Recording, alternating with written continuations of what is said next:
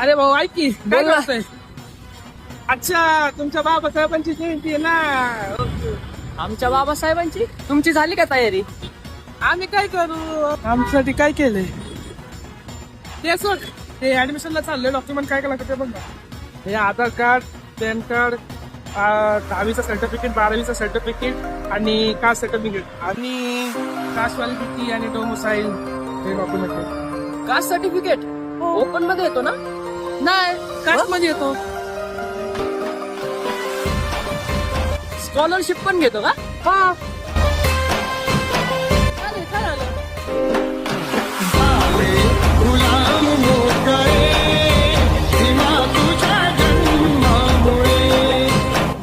फक्त आमच्यासाठी केलं नाही रे, साऱ्या जगासाठी केलं.